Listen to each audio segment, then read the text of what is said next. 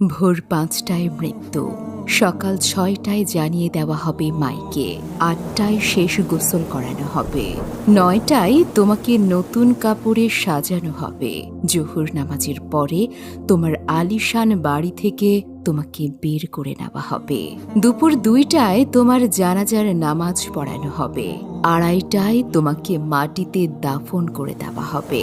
মাটি দেওয়া শেষে কেউ তোমার জন্য দোয়া করবে, আর কেউ চলে আসবে।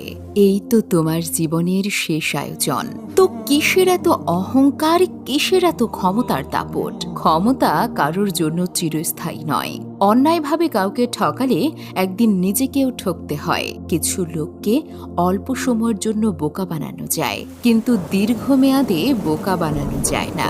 স্বাধীনতা অর্জনের চেয়ে রক্ষা করা কঠিন।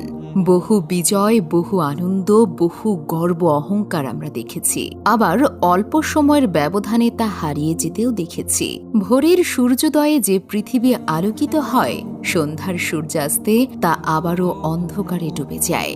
অসত্য দিয়ে সত্যকে বেশি দিন ঢেকে রাখা যায় না, সত্যই জিতে যায়, তবে একটু দেরিতে। প্রকৃতি বড়ই নির্মম। কবে, কখন, কোথায়, কার ওপর আঘাত হানে তা একমাত্র উপরওয়ালাই ভালো জানেন। শরীরে শক্তি আর ক্ষমতা আছে বলেই সব জায়গায় সেটা প্রয়োগ করতে যাবেন না। কখন যে কোথায় আটকে গিয়ে মাটির সাথে মিশে যাবেন তা আপনি নিজেও বুঝতে পারবেন না। অহংকার আর দাম্ভিকতা পতনের লক্ষণ। তাই অহংকারী না হয়ে সহনশীল হন। আল্লাহ সুবহানাহু ওয়া তাআলা ১২ ঘন্টা রাত আর ১২ ঘন্টা দিন নির্ধারিত করে দিয়েছেন। নিশ্চয়ই দুঃখের পরেই আছে সুখ। এটাই আল্লাহর নিয়ম। নয়তো সুখের আনন্দ কিভাবে বুঝবেন? মনে রাখবেন, আপনার চেয়ে বড় বড় পালোয়ান, বড় বড় নেতা এই পৃথিবীতে পরিস্থিতির বেড়াজালে আটকে পড়ে ধ্বংস হয়ে গেছে। শক্তি, ক্ষমতা আর অহংকার কোনোটাই চিরস্থায়ী নয়। তাই আসুন সবার সাথে বিনয়ের সাথে কথা বলি। ছোট বড় কোনো ভেদাভেদ না করে সবাইকে ভালোবাসা দিয়ে কথা বলা উচিত। এটাই আপনাকে সম্মানের উচ্চতায় নিয়ে যেতে পারে।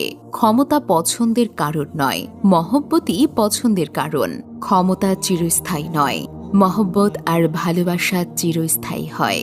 বেঁচে থাকার জন্য মানুষ হয়তো ক্ষমতাকে সমর্থন করে, কিন্তু সেই ক্ষমতাকে ভালোবাসে কয়জনে? ক্ষমতা, দল, মতের ঊর্ধ্বে আপনি বেঁচে থাকুন মানুষের মহব্বতের মানুষ হয়ে।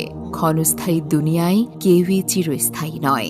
এজন্য ভুলে যেতে হবে সব রঙিন স্বপ্ন, ফিরে আসতে হবে রবের দিকে, কারণ